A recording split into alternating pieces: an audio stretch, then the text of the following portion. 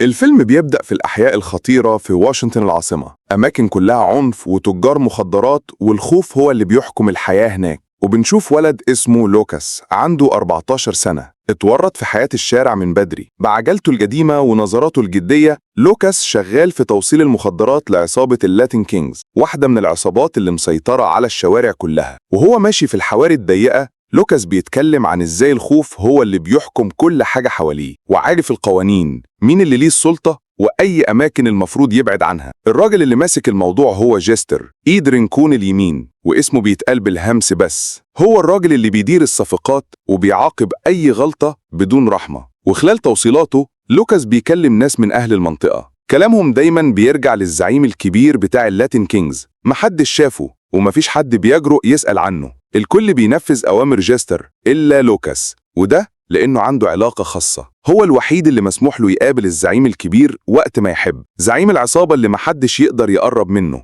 وكل الناس بتخاف منه. بنى إمبراطوريته بالعنف والتهديد. لوكاس شاف بعينه مصير شخص خان رينكون. اللحظة دي علمته إن الولاء مش اختيار، ده الطريقة الوحيدة عشان تعيش. يوم ورا التاني، لوكاس بيلف في الشوارع شايل شنط المخدرات في شنطته. دايما بيعدي على بيت دانيال، زبون منتظم عنده ماضي تقيل. دانيال كان جندي في أفغانستان، مكسور وساكت، عايش بالألم والأدوية، ونادرا ما بيتكلم وبيعتمد على رسائل مكتوبة. وكل مرة لوكاس يزوره، دانيال بيبعت له نفس الرسالة: امشي وسيب العصابة وارجع المدرسة وعيش كولد عادي. بس لوكاس بيهز كتافه ويمشي، وفي نفس الوقت قدام بيت رينكون بيتمطى عادي وهو بيراقب عربية مركونة قريب، وهو واثق ان الاف بي اي بيراقبوه. ومن غير ما يعمل دوشة بيرجع جوه وبيقول لأخته الصغيرة تجهز عشان فرحها النهاردة، ورينكون عايز كل حاجة تكون جاهزة. بعد ما لوكاس خلص عند دانيال، بيروح لمحل كارلوس. كارلوس لسه عليه فلوس من شغل قديم في المخدرات، والكشك بتاعه بيخسر، ومرض مراته خلاه يقفله مؤقتا. كارلوس بيطلب من لوكاس شوية وقت زيادة للسداد. عشان يراضيه بيديله شنطة فاكهة ليه والميجيل. لوكاس بيوافق يديله أسبوع كمان، بس بيحذره إن لو رينكون عرف هتبقى مشكلة كبيرة. في نفس الوقت في بيت رينكون جاي أسيس مع ابن عمه عشان ينظموا تجهيزات الفرح. الراجل بيقترح يعملوا الفرح في الكنيسة عشان تبقى رسمية أكتر، لكن رينكون بيرفض على طول، بيقول الموضوع خطر، فبيقرروا يعملوا الفرح في بيت رينكون. في نفس الوقت لوكاس بيروح المكان المعتاد اللي بيتجمعوا فيه شباب العصابة، ولما بيوصل بيتفاجئ إن أخوه الصغير ميجيل موجود هناك مع العصابة. ميجيل بيضحك بفخر وبيقول إنه انضم رسمي وعايز يبدأ يشتغل في توصيل المخدرات زي لوكاس. بس لوكاس ما كانش مبسوط. زعق لميجيل وقال له يركز في المدرسة ويبعد عن الطريق الخطير ده. بعدها بشوية لوكاس ماشي مع ميجيل للمدرسة وبيدخله الفصل وبيوعده إنه هيجي ياخده الساعة 3 للتمرين. وبنشوف دانيال وهو خارج من محل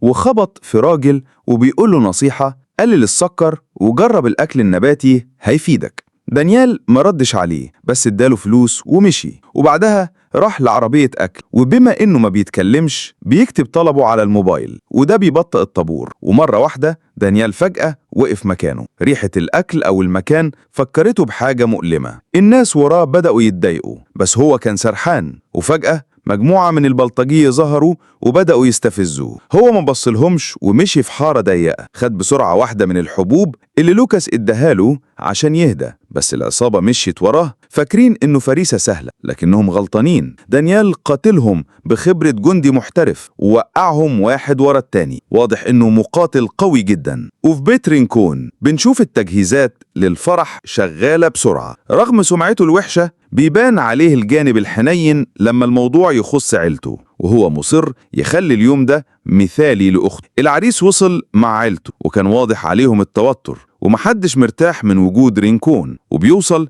لوكاس بالفلوس اللي جمعها من توصيلاته. بعكس الباقيين، رينكون بيثق في لوكاس، بيشوفه أكتر من مجرد ولد من الشارع، بيعتبره من العيلة. والعلاقة دي وراها ذكرى مؤلمة. من سنين أخو لوكاس الكبير كان جندي في القوات الخاصة ومات وهو بيحاول يخرج لوكاس من حياة العصابة. رينكون عمره ما نسي التضحية دي، وده السبب اللي مخلي لوكاس ليه مكانة خاصة عنده. لوكاس بيتمشي في البيت وبيسلم على الناس اللي يعرفهم، وبيبص على أخته رينكون وهي بتحط ميك اب. بعدها بيخش أوضة فيها رينكون مع عائلة العريس، ورينكون بيرحب بلوكاس بحب وبيطلب من الباقيين يخرجوا ويسيبوهم لوحدهم. رينكون بيتكلم مع لوكاس كأنه أخوه الكبير، بيديه بدلة وبيقول له يلبسها عشان حفلة الفرح، وبيفتح قلبه شوية وبيقول له قد إيه أخته غالية عليه، خصوصاً علشان حالتها الخاصة. بعد شوية رينكون بيديه مهمة صعبة، يسلم دكتين كبار عند محطة بنزين، ودي مش توصيلة عادية. رينكون بيأكد عليه إنه يرجع قبل ما الحفلة تبدأ.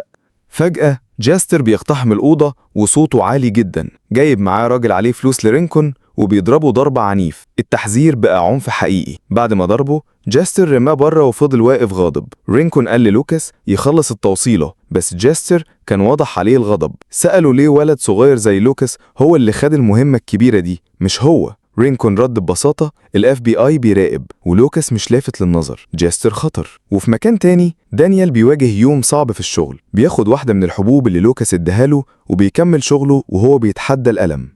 لوكاس وهو رايح يوصل البضاعة فجأة بيقف مكانه، ولما بيشوف مجموعة من شباب العصابة بيضربوا ميجيل، وبيبقى ده طقس انضمام للعصابة وجستر هو اللي رتب له. لوكاس اتعصب جدا واتدخل بسرعة وقال لهم يوقفوا، ووضح لهم انه ليه علاقة مباشرة مع رينكون. قال لهم انه في مهمة مستعجلة والكلام ده كفاية انهم يبعدوا عنه. وفي نفس الوقت دانيال كان سايق عربيته ولاحظ راجل مألوف مرمي على الرصيف والشرطة حواليه. اتردد شوية وبعدين مشي من غير ما يتكلم. وبعد شوية شاف لوكاس وميجيل راكبين العجلة مع بعض، حاول يشد انتباههم يمكن يحذرهم، بس لوكاس ما وقفش. كان مركز على انه يرجع ميجيل البيت بأمان، وكان ناوي يوصله المدرسة. لكن الأول عدى على البيت وهم راكبين دماغه كانت مشغولة، كان مصمم انه يبعد ميجيل عن الحياة الخطيرة دي. وفي البيت لوكاس بسرعة حضر شنطته، خد مسدس وحط جواب جواه. في الزحمة واحدة من باكيتات المخدرات وقعت من غير ما ياخد باله، ولسه هيخرجوا جستر ورجالته اقتحموا المكان غاضبين عشان لوكاس ما خلصش التوصيلة. أجبروا الاتنين يجوا معاهم عشان يودوهم لرينكون. وفي الطريق رجال جستر بدأوا يضربوا لوكاس. فجأة عربية خبطت في حاجة وسببت فوضى في الشارع. لوكاس استغل اللحظة وخد ميجيل وجري. فضلوا يجروا في الحواري ويعدوا من ورا البيوت وينطوا من فوق السور ويكسروا ستاند فاكهة في السكة. ولما خلاص كانوا هيتزنقوا دانيال عدى بالعربية وفتح الباب وقال لهم يركبوا، ومن غير ما يفكروا الولاد ركبوا. ورجال جستر شافوهم وجروا وراهم بعجل. واللي حصل بعد كده كان مطاردة خطيرة في الشوارع، الرصاص طاير، وفي وسط الضرب رصاص غلط ضربت الكلب بتاع العيلة اللي كان أكتر حاجة ميجيل بيحبها. دانيال كان سايق باحتراف بيتفادى الرصاص وبيعدي من الزوايا الصعبة، وفي الآخر خبط العربية في حيطة عشان يدي لوكاس وميجيل فرصة يهربوا. وهربوا من غير ما يعرفوا إن واحدة من باكيتات المخدرات وقعت في العربية المدمرة. دانيال أخدهم لمكان مستخبي عشان ياخدوا نفسهم، وبيربط رجل ميجيل. ودانيال ولوكاس اتبادلوا كام إشارة بإيديهم ورسائل على الموبايل، وما كانوش بيتكلموا كتير، بس اللحظة كانت كفاية تبين إن دانيال لسه واقف جنبهم. وفي الفرح رينكون بيتفرج على أخته وهي بتتجوز ومبتسم، الجو هادي والناس مبسوطة. وفجأة لوكاس افتكر إنه معاه باكيتة واحدة بس. لما جمع المعلومات في دماغه فهم إنه غالبا الباكيتة التانية وقعت في البيت وهو مستعجل. دلوقتي العربية والباكيتة مش موجودين، وساعتها جستر اقتحم الفرح وقال كل حاجة. التوصيلة فشلت والمخدرات ضاعت. رينكون اتجنن وأمر رجاله يدوروا على لوكاس وميجيل فورا، وقال كلامه واضح: هاتولي الولاد أحياء. وبنشوف دانيال كان بيحاول يقنع لوكاس يهرب من المدينة ويستخبى لحد ما الموضوع يهدى، بس لوكاس رفض واتعصب ورمى موبايل دانيال وقال له يبعد عن الموضوع. ومن غير ما يضيع وقت خرج يجرى، وكان عايز يروح البيت يلاقي الباكيتة الضايعة ويكمل المهمة اللي رينكون كلفه بيها. وبعد ما جستر مشي واحد من رجال العصابة الكبار اسمه سبايدر ووصل لبيت رينكون. سبايدر هو اللي كان مستني الباكيتة، وكان فيه فلوس كتير في الموضوع، فسبايدر كان عايز يعرف فين الباكيتة. في نفس الوقت لوكاس اتسلل بيته بمساعدة صاحبه،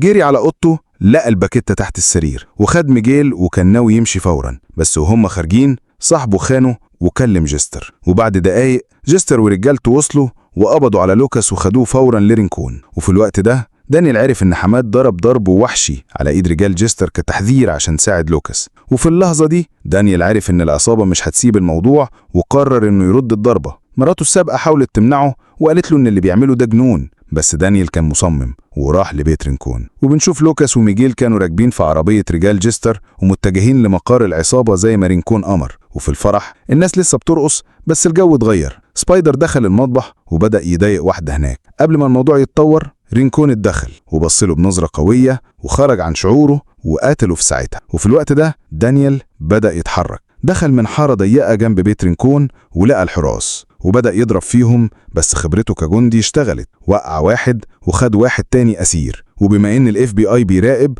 دانيال استخدم الحارس كطعم عشان يجذبهم، والخطة نجحت. بعد شوية ال FBI شن هجوم على بيت رينكون، واشتباك كبير حصل ما بين القوات والعصابة، رصاص طاير وناس كتير وقعت من الجهتين. وسط الفوضى أخت رينكون الصغيرة اللي كان بيحاول يحميها طول الوقت جت فيها رصاصة طايشة ووقعت في فرحها، ورينكون واقف مش مصدق وهو شايفها بتنهار قدامه. وفي الوقت ده دانيال كان بيهرب لوكاس وميجيل من وسط الدمار، جري وسط الدخان والتراب لحد ما وصلوا لخط السكة الحديد. ولما افتكروا انهم بقوا في امان، جيستر لحقهم وبدأ يضرب نار، ودانيال خد رصاصة في رجله وهو بيحمي الولاد. لوكاس خد ميجيل وجري، بس جيستر حاصرهم وسلاحه مرفوع. وفي لحظة كانت شكلها النهاية، رينكون وصل في اللحظة المناسبة، وقف قدام جيستر ومنعه من انه يضرب نار على الولاد، وبص لوكاس بنظرة كلها خيبة امل. بعد كل الثقة والولاء والعلاقة اللي كانت شبه العيلة، رينكون حس انه اتخان، ورغم كل الغضب ساب لوكاس وميجيل يمشوا. اللي حصل ده جنن جيستر، واتهم رينكون